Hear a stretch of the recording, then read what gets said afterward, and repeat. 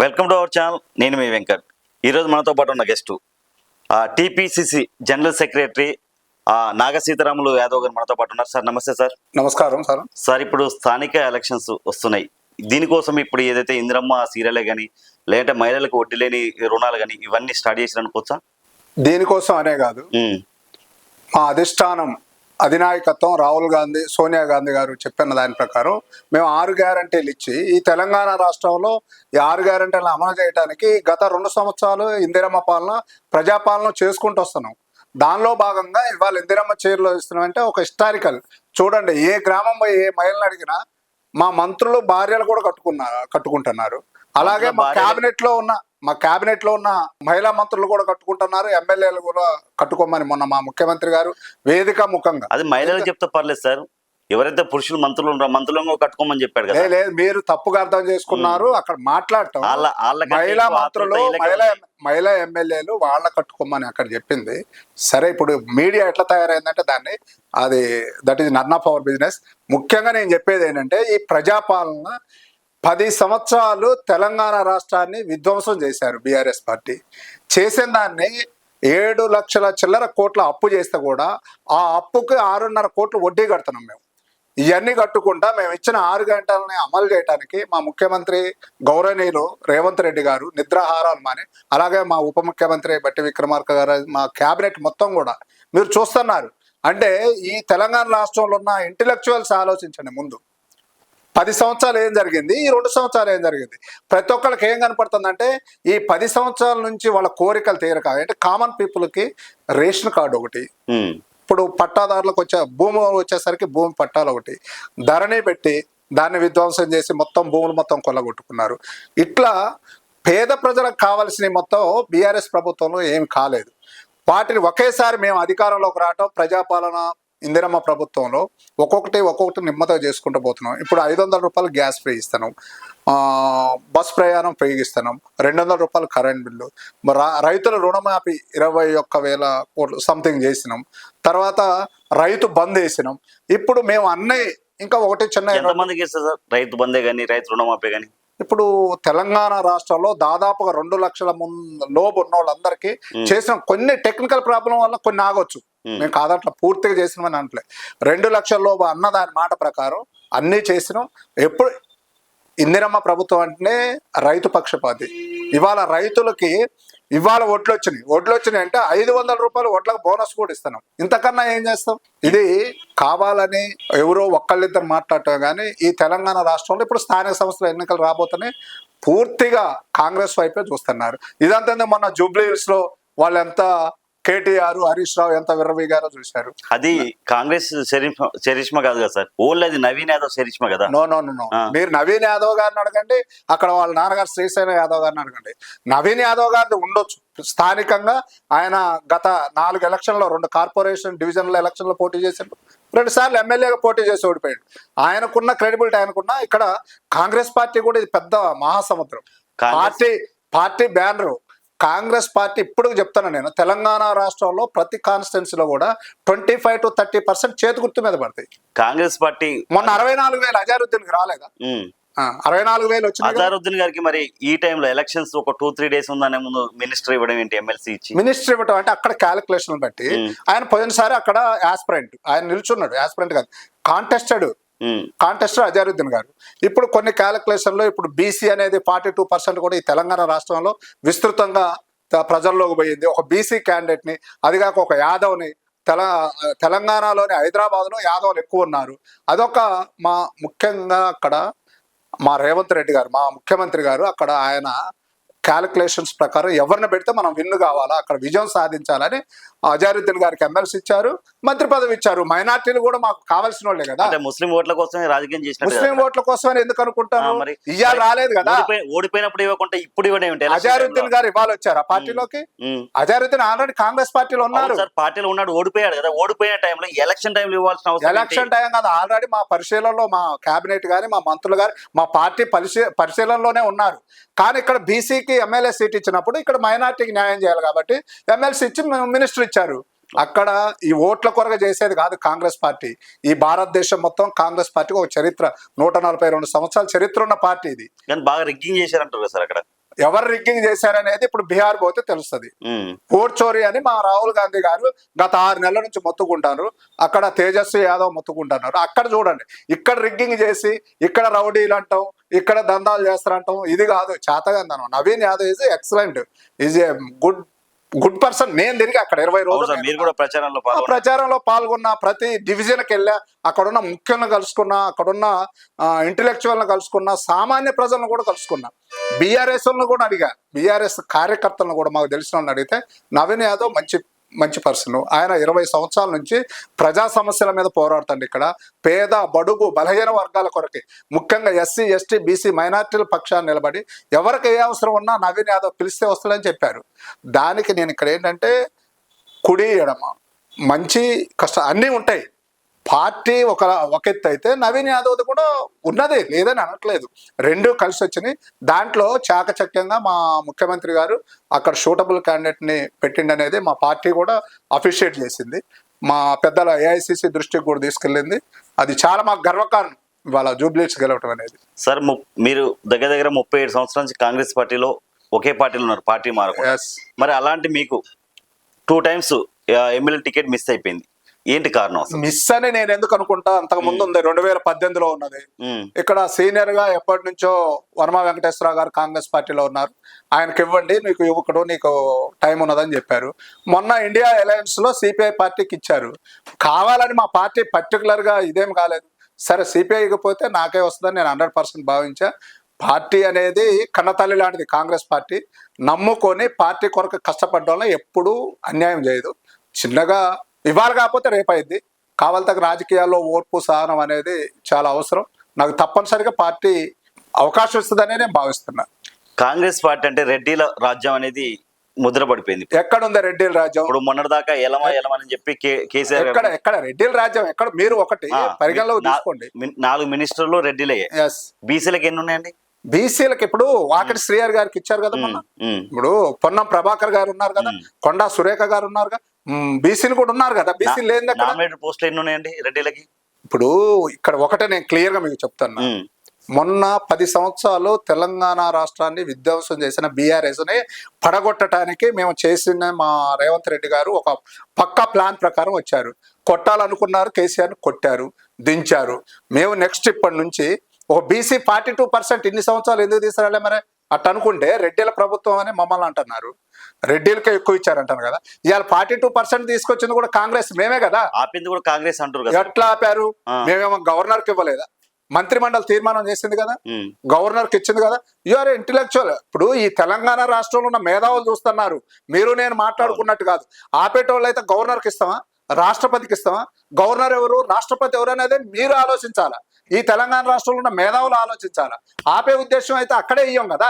రెడ్డిలతోని కేసేపిచ్చి రేవంత్ రెడ్డి గారు అంత అవసరం లేదు. మా రేవంత్ రెడ్డి గారు క్లియర్ గా ఉన్నారు, పేదల పక్షపాతిగా. నాకు ఏ ఆశ లేదు. నేను పేద ప్రజల కొరకి నేను సేవ చేయడానికి వచ్చినాయని ఆయన చూడండి, ఇంటర్వ్యూలో కూడా చూడండి. మొన్న అందశ్రీ గారి సంతాప సభలో కూడా చెప్పారు, నేను ఎన్ని సంవత్సరాలు చేస్తాననేది ముఖ్యం కాదు, నా ఆశయం ఇది. నేను కేసీఆర్ని దింపాలనుకున్నా, దింపిన. పార్టీ అధిష్టానం కాంగ్రెస్ పార్టీ ఏది చెప్తే అది చేయడానికి నేనున్నా. నేను ఒక కార్యకర్తగానే ఉంటున్నాను. ఆయన వేదికల మీద చెప్తాడు. ఆయన గారు వచ్చిన తర్వాత మేమందరం కాంగ్రెస్ పార్టీ 37 సంవత్సరాల నుంచి, నేను కూడా ఎన్ఎస్ఐ నుంచి, యూత్ కాంగ్రెస్ నుంచి, వివిధ దశల నుంచి నేను ఇవ్వాలి వచ్చిన. నేను కూడా ఏంటంటే ఒకసారి మనకు అవకాశం రావాలి. కేసీఆర్ అక్కడ బలవంతుడు, ఆయన కొట్టాలంటే మనం కావాల్సిన ప్లాన్లు వేయాలని అలా రేవంత్ రెడ్డి గారి ప్లాన్ 100% ఆయన చేసిన ప్లాన్లు సక్సెస్ అయినాయి.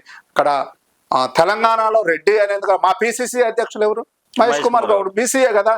ఇవాళ అడ్డూరు లక్ష్మణ్ గారు కానీ, అదే మా డిప్యూటీ సీఎం బట్టి విక్రమార్క గారు షెడ్యూల్ కాస్ట్ కి ఇచ్చారు కదా. ఎక్కడ అన్ని వర్గాలకు న్యాయం చేసేది కాంగ్రెస్ పార్టీ. మీరు చూడండి ఏ దేంట్లోనైనా. మీరు ఒక బీసీ బిడ్డగా, ఒక యాదవ్ బిడ్డగా మీరు 37 సంవత్సరాల నుంచి కాంగ్రెస్ పార్టీలో ఉన్నారు. మరి మీకు ఎన్ని నామినేటెడ్ పదవులు వచ్చాయి ఇప్పటివరకు? అంటే ఎన్ని నామినేటెడ్ పదవులు వచ్చినాయి అనేది ముఖ్యం కాదు, నేను పార్టీకి ఏం చేస్తాను అనేది ముఖ్యం. కరుడు గట్టే కార్యకర్త కాంగ్రెస్. నేను అదే చెప్పబోతున్నా. ఇవాళ మొన్న నాకు యాక్చువల్ గా మొన్న ఎమ్మెల్యే ఎలక్షన్లప్పుడు కానీ ఎంపీ ఎలక్షన్లప్పుడు కానీ నాకు కూడా కార్పొరేషన్ ఏదో ఒకటి ఇస్తారన్నారు. మా పార్టీలో ఉన్న పరిస్థితులను బట్టి కొంచెం లేట్ కావచ్చు. నేను ప్రజెంట్ గా పిసిసి జనరల్ సెక్రటరీగా ఒక మంచి పొజిషన్ లోనే నాకు పార్టీ గుర్తించిందని నేను భావిస్తున్నా. నేను ఒక చిన్న కార్యకర్త నుంచి ఎదుక్కుంటా ఇవాళ పిసిసి జనరల్ సెక్రటరీ అంటే నాకు పార్టీ ఇచ్చిన పొజిషనే కదా అది. ఇప్పుడు ఎంతో మంది ఉన్నారు ఈ తెలంగాణ రాష్ట్రంలో, ఎంతో మందికి కాంగ్రెస్ పార్టీని నమ్ముకొని పనిచేస్తున్న నాలాంటి వాళ్ళు చాలా మంది ఉన్నారు. నాట్ ఓన్లీ ఫర్ మీ, నా ఒక్కడి కొరకు మాట్లాడలేదు. ఇప్పటికైనా మా ప్రభుత్వం, మా అధిష్టానం తప్పనిసరిగా బీసీల పక్షపాతాన్ని ఉంటుంది. ఎస్సీ ఎస్టీ బీసీ మైనార్టీలను కాపాడుకోవడంలో కూడా కాంగ్రెస్ పార్టీ ముందుంటుంది. అలాగే కాంగ్రెస్ పార్టీ కొరకి ఎవరు కష్టపడి పనిచేశారో వాళ్ళని గుర్తించడంలో కూడా ఇప్పుడు మా పిసిసి అధ్యక్షులు మహేష్ కుమార్ గౌడ్ కానీ, మా ముఖ్యమంత్రి రేవంత్ రెడ్డి గారు కానీ ఆలోచిస్తున్నారు వాళ్ళు కూడా. కానీ కావాలంటే మేము ఈ 2 సంవత్సరాలు రావటం అంటే ఒత్తిడి ఎట్లా అంటే అప్పులు ఎక్కువైపోయినాయి. ఈ ప్రభుత్వాన్ని నడపాలంటే చాలా ఇబ్బందిగా ఉన్న తరుణంలో చెప్పారు కదా, మన 18,000 కోట్లు మన నెలకు రాబడి, 6,500 కోట్లు వడ్డీలు కడతాను, 6,500 కోట్లు జీతాలు ఇస్తాను, మిగతా సంక్షేమం అభివృద్ధి ఇవన్నీ నడపాలంటే మీరన్నా నడపండి, మేము మీకు సపోర్ట్ చేస్తామని కూడా చెప్పారు. ఎవరు? ఆర్ కృష్ణయ్య గారు, మందా కృష్ణ మాదిక్ గారు ఒక కామెంట్ చేస్తే మా సీఎం గారు ఇదే చెప్పారు. మా ఆర్థిక శాఖ మంత్రి బట్టి గారికి చెప్తాం, మీరు నడపండి అంతా మీ చేతికి ఇస్తామని చెప్పి. ఇంత ఓపెన్ గా ఏ ముఖ్యమంత్రి అయినా ఉన్నాడు అనేది గమనించాలి మనం కూడా. ఈ తెలంగాణ రాష్ట్రంలో వేరే అంటే పార్టీలు ఒకరికొకరు విమర్శించుకోవచ్చు కానీ వాస్తవ విమర్శలు ఉండాలనేది నా అభిప్రాయం. సార్ ఇప్పుడు నెక్స్ట్ ఖైరతాబాద్ లో బై ఎలక్షన్స్ వచ్చే అవకాశం ఉంది. ఎవరైతే దాన నాగేంద్ర గారు బీఆర్ఎస్ లో ఎమ్మెల్యేగా గెలిచి కాంగ్రెస్ పార్టీలో వచ్చి ఎంపీగా పోటీ చేయడం జరిగింది 6 months లోపే. మరి బై ఎలక్షన్స్ వస్తే ఖైరతాబాద్ నుంచి కాంగ్రెస్ అభ్యర్థిగా ఎవరు ఉండబోతున్నారు? దాన నాగేంద్ర? నేను కాదు, మా అధిష్టానం ఉంది, మీకు తెలిసిన నిర్ణయించింది అది. నేను ఐ డోంట్ వాంట్ అంటే ఒకవేళ బై ఎలక్షన్స్ వస్తే గెలుస్తుంటారు కాంగ్రెస్? 100% బై ఎలక్షన్స్ కాదు, బీఆర్ఎస్ అనేది లేదు, కేల్కతం దుకాణం బంద్ అయిపోయింది. ఏ ఎలక్షన్ పెట్టినా కాంగ్రెస్ అన్నిట్లో గెలవటానికి ప్రజల మద్దతు ఉంది. అట్లా మేము ఇప్పుడు కూడా నేను చీరల పంపిణీకి పోయినా, తర్వాత ధాన్యం కొనుగోలు కేంద్రం దగ్గర పోయినా, వడ్డీ లేని రుణమాఫీ, వడ్డీ లేని రుణాలు ఇచ్చేదానికి రేపటి అమలు అవుతుంది సార్, అందుకనే ఇవాళ మొత్తం ఈ కార్యక్రమాల అంటే ఇన్ని రోజులు చేయలేదాము. ధాన్యం కొనుగోలు కేంద్రాలు ఈ 2 సంవత్సరాల నుంచి నడపట్లేదా? వడ్డీ లేని రుణాలు ఇవ్వట్లేదా? మీరు కూడా అట్లా మాట్లాడొద్దు. మీరు సమాజానికి శారీస్ ఎప్పుడు స్టార్ట్ చేశారు? శారీస్ ఇది మేము ఇంకోటి కూడా చెప్తున్నా, వాళ్ళకేదో చిల్లర శారీలు ఇవ్వాలంటే మేము ఫస్ట్ వచ్చిన సంవత్సరం ఇద్దాం. దీన్ని చేనేత కార్మికులు వాళ్ళు కూడా అభివృద్ధి చెందాలి, వాళ్ళకి మనం చేయూతనివ్వాలని చేనేత కార్మికులు నేచిన చీరలను ఇస్తున్నాం మేము. డ్రెస్ కోడ్ లా పెట్టారని చెప్పి మహిళలు, డ్రెస్ కోడ్ అంటే ఏమైనా కాంగ్రెస్ 3 రంగులు వేస్తుందా దాని మీద? అంటే ఒకటే డ్రెస్ కోడ్ లా ఉంది స్కూల్ పిల్లల లాగా. మీరు ఒకటి ఆలోచించండి, ఇది కాంగ్రెస్ జెండా, ఇది కాంగ్రెస్ కండవా, ఇది కాంగ్రెస్ 3 రంగులు, ఇలాంటి చీరలు ఇచ్చినా మేమేమన్నా? అది మాట్లాడటానికి అర్థం ఉండాలి సార్. ఒకటే కలర్ డ్రెస్ కోడ్ లాగా ఇచ్చారని చెప్పి చెప్తున్నారు మహిళలు. ఆ డ్రెస్ కోడ్ నేను ఇక్కడ ఉన్న వాళ్ళందరం వైట్ షర్ట్లు ఇచ్చాను, ఇది కూడా మా ప్రభుత్వం వేసుకోమందామని. ఏదైనా డ్రెస్ కోడ్ నాలుగుందని మాట్లాడటం కాదు, అది ఎలాంటి కలరు, ఎలాంటి సూటబుల్. స్త్రీలు ఆనందపడతా ఉంటే మీకు వచ్చిన కడుపులో పెళ్ళి నాకేంటి అర్థం కావట్లేదు. ఇక్కడ చూడండి, ఏ గ్రామం పోయినా చీరలు బాగున్నాయని చెప్తున్నారా, బాగలేవని చెప్తున్నారా అని మీరు ఎంక్వైరీ చేయండి. ఇప్పుడు ప్రజా ప్రభుత్వం అని చెప్పి అధికారంలోకి వచ్చిన ప్రభుత్వం ప్రజలను మోసం చేసిందంటారా? హామీలు నెరవేర్చింది? 100% హామీలు నెరవేర్చుకుంటూ వస్తుంది. ఇంకా 1-2 ఉన్నాయి, మొత్తం అయిపోయినట్లే. మాకు ప్రజలు నిర్ణయించారు 5 సంవత్సరాలు మీరు ఏలండి అని. ఈ 5 సంవత్సరాల్లో మేము తప్పనిసరిగా మేము ఇచ్చిన గ్యారంటీలు, మా అధిష్టానం సోనియా గాంధీ గారు, రాహుల్ గాంధీ గారు ఇచ్చిన మాట తప్పకుండా నెరవేర్చడంలో మా ముఖ్యమంత్రి వర్యులు గౌరవనీయులు రేవంత్ రెడ్డి గారు దానికి కట్టుబడి ఉన్నారు. వాళ్ళ మాట ఎక్కడా పోకుండా, ఎవరిది సోనియా గాంధీ గారి, రాహుల్ గాంధీ గారి మాట పోకుండా రేవంత్ రెడ్డి గారు తప్పనిసరిగా చూసుకుంటారు. ఎన్ని కష్టాలు వచ్చినా, ఎన్ని నష్టాలు వచ్చినా ఇచ్చిన మాట అయితే మాట తప్ప మడవం తిప్పేది లేదనేది మా గౌరవనీయులు పెద్దలు రాజశేఖర్ రెడ్డి గారు ఆ రోజు 2004లో అధికారంలోకి వచ్చినప్పుడు కూడా ఆయన ఏ మాటలు ఇచ్చిండో ఆ మాట ఇప్పటికి కూడా మాకు ఆదర్శం ఆయనే. అట్లనే కాంగ్రెస్ పార్టీ తప్పనిసరిగా ఇచ్చిన మాట నిలబెట్టుకుంటుంది. ఏదైతే ఈ కార్ రేస్ లో కేటీఆర్ గారిని అరెస్ట్ చేయాలని చెప్పి రేవంత్ రెడ్డి గారు చూస్తున్నారు, ఎందుకంటే గతంలో ఇదే ప్రభుత్వంలో రేవంత్ రెడ్డి గారిని అరెస్ట్ చేశారు. క్లుప్తంగా చెప్తా, ఈ కార్ రేసులో కేటీఆర్ పాత్ర లేకుండా రేవంత్ రెడ్డి గారు అరెస్ట్ చేయడానికి చూస్తున్నారా? ఈ కార్ రేసులో ఆయన పాత్ర ఉన్నదా అనేది గమనించాలా. ఇలా వాళ్ళు మాట్లాడినట్టు మీరు మాట్లాడొద్దు, మీరు కూడా రేపు సమాధానం చెప్పాలా. ఆల్రెడీ 2 times పోయేసి వచ్చాడు కేటీఆర్ గారు. అవును, విచారణకి. ఇప్పుడు విచారణ ఏమన్నా రేవంత్ రెడ్డి గారు చేస్తారా? అక్కడ ఎవరు చేస్తున్నారు? అక్కడ కోర్టులు ఉన్నాయి, దానికి సంబంధించిన జస్టిస్లు ఉన్నారు, వాళ్ళు కదా, మనం కాదు కదా. రేపు మీరు ప్రభుత్వంలో 10 సంవత్సరాలు ఉన్నప్పుడు ఇలాంటి ఎన్నో చేశారు. రేవంత్ రెడ్డి గారిని తీసుకెళ్లి జైల్లో పెట్టారు, అప్పుడు మీరు చేసినట్టేనా? మీరే చేశారు. అయ్యాలి ఇంట్లో ఉన్న వాళ్ళు కూడా తీసుకుపోయారు. కానీ వాళ్ళు మాకు క్లియర్ దొరికారు కదా సార్, ఓటు నోట్ల క్లియర్ గా పట్టుబడ్డాడు కదా సార్ అది పట్టియాలంటే ఇయ్యాలి కూడా ఎంతమంది పట్టించు రేపు ఇప్పుడు కాళేశ్వరం అక్కడ ప్రూఫ్ అవుతుంది కదా, తెలుస్తుంది కదా. ఎంత స్కామ్ సార్ అది? ఆ లక్ష కోట్ల స్కామ్ మొత్తం. దానికి 90,000 ఖర్చు కాలేదని చెప్పి రేవంత్ రెడ్డి గారు మామగారు అన్నారు కదా. సరే ఓకే, ఖర్చు కాలేదు, 90,000 కోట్లనే ఉందనుకో, అది మొత్తం 90,000 కోట్లు కాళేశ్వరానికి ఖర్చు పెట్టారా అనేది మా పాయింట్. సరే ఎంతనా కానీ మీరు 90,000 కోట్లు ఖర్చు పెడితే ఓకే. అరే కాళేశ్వరం లేకుండా పండిన నేడు పంటలు, కాళేశ్వరం ప్రాజెక్టు పరిధిలో ఉన్న జిల్లాలన్నింటిలో కూడా అధిక దిగుబడి వచ్చింది పోయిన సంవత్సరం. అది లేకుండా పండింది కదా, లక్షల కోట్లు పెట్టి దాన్ని ఎందుకు కట్టాలి అసలు? కేవలం 2023లో ఎలక్షన్లు నడపటానికి వాళ్ళ ఫండింగ్ కొరకు దాన్ని ముందుకు తీసుకెళ్లారు కానీ రైతులకు ఉపయోగకరమైన ప్రాజెక్టు కాదని అయ్యాల చెప్పారు, ఇవాళ చెప్పారు మా రేవంత్ రెడ్డి గారు. సార్ రైతులు మొన్నటిదాకా వర్షాలు వచ్చి వరదలకి కళ్ళం నుంచి ఒడ్లు కొట్టుకోబోతుంటే అన్నదాతలను గాలికి వదిలేసి ఏదైతే అందాల బొమ్మలతో తిరిగారని చెప్పి ఆ మధ్య రైతులు కూడా చాలా మంది బాధపడ్డారు. చాలా మంది ప్రతి దాంట్లో ఎక్కడ చూసినా బీఆర్ఎస్ రైతులు, బీజేపీ రైతులు అంటారు. రైతులు బీఆర్ఎస్ బీజేపీ కూడా అరే ప్రతి ఒక్కరు కూలి చేసే దాంట్లో ఉంటారు. పార్టీ రైతుల్లో ఉంటారు, మేధావులు ఉంటారు, టీచర్లో ఉంటారు. పార్టీ లేని వ్యక్తి ఎవరు? మీకు ఒక పార్టీ మీ మనసులో ఉంటుంది. ఇప్పుడు అంటే ఓన్లీ రాజకీయ నాయకులే పార్టీలు ఉంటాయని కాదు, ప్రతి ఒక్కరికి పార్టీ ఉంటది. రైతుల్లో కూడా నేను చెప్తాను, ఇవాళ వర్షం ప్రకృతిని ఎవరన్నా ఆప్ చేయగలుగుతున్నా? ఆపలేము. రేవంత్ రెడ్డి గారు వచ్చి వర్షాలు కురిపించి రైతుల పంటలు పరామర్శించాలి కదా సార్. ఎందుకు పరామర్శించాలి? మేము పోయినాం. ఏ నియోజకవర్గంలో ఆ నియోజకవర్గాల ఎమ్మెల్యేలతో సహా తిరిగారు కదా. అంటే మొత్తానికి రేవంత్ రెడ్డి గారు తిరుగుతారా?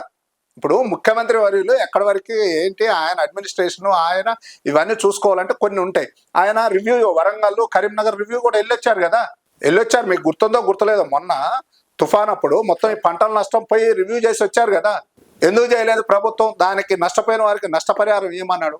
ఇవాళ కొన్ని టెక్నికల్గా ఈ 500 రూపాయలు బోనస్ పెట్టినాం వడ్లకి. ఒకవేళ ఇక్కడ పంట వల్ల పోతే అక్కడ 30 క్వింటాలు వచ్చినాయి అనుకో, 35 15,000 వచ్చేటట్టున్నాయని ఈ 10,000 కాకుండా అట్లా కూడా రైతుకి మేలు చేయటంలో కాంగ్రెస్ పార్టీ ముందుంటది. మీరు ఏ పద్ధతిలో అయినా చూసుకోండి.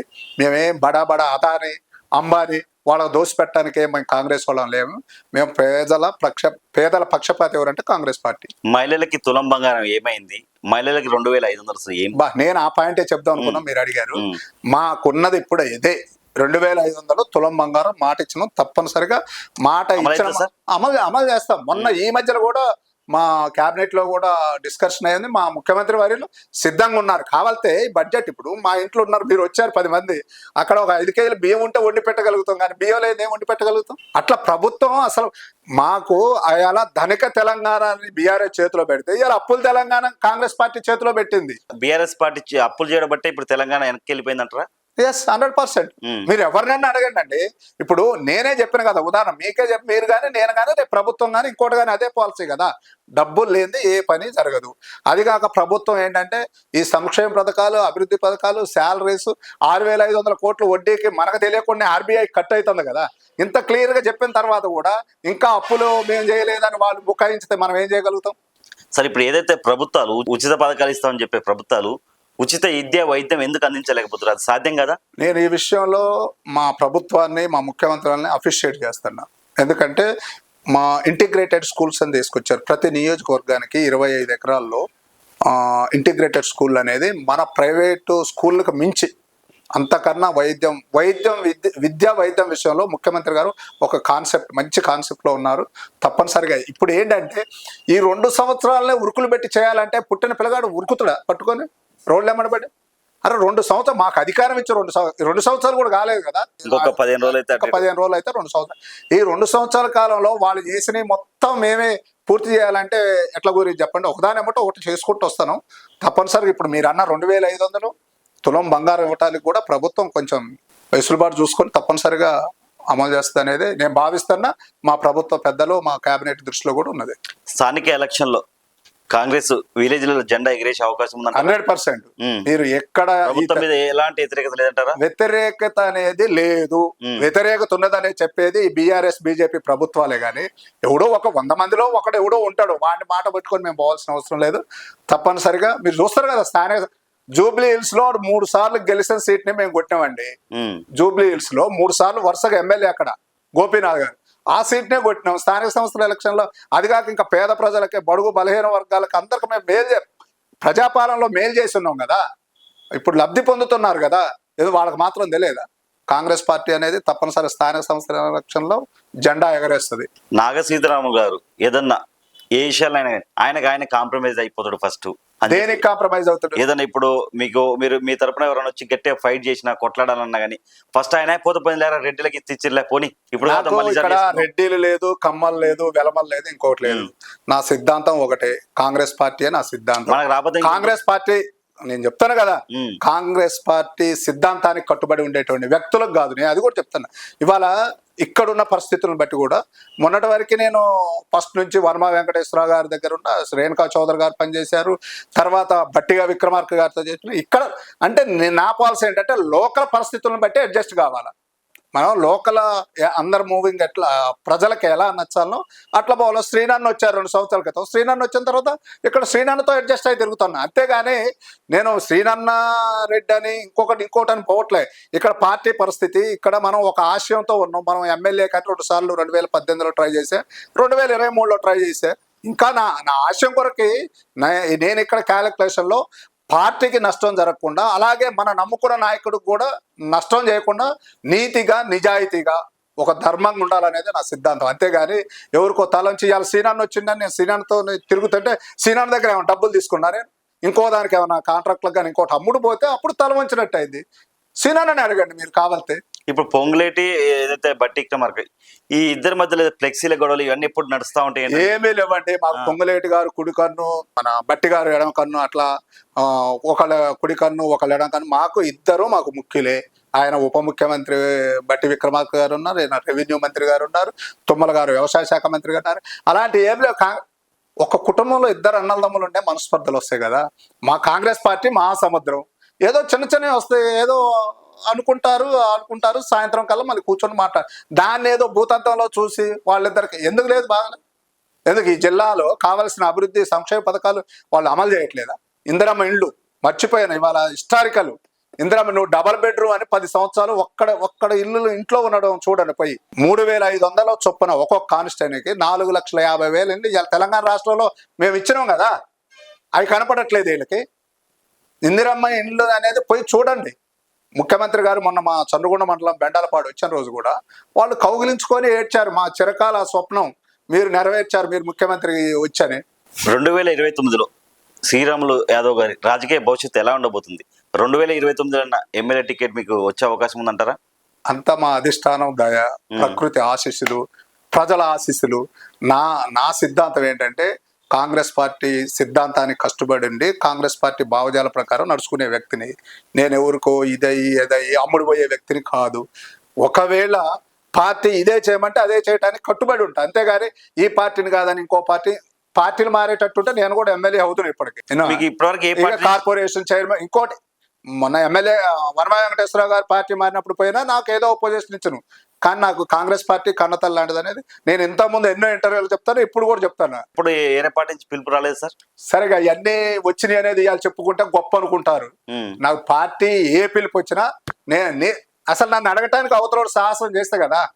నువ్వు పార్టీ గురించి నేను ఒక కాంగ్రెస్ పార్టీ అని ముద్రపడ్డా, నన్ను అడగటానికి అవతల ఎట్ట సాహసం రాడు, అడిగినా రాడు అనేది వాళ్ళకు కూడా ఉన్నది. దాని ఈ విషయంలో సరే ఎవరు గుర్తించినా గుర్తిపోయినా ప్రకృతి అనేది ఉంటది, పంచభూతాలు ఉంటాయి.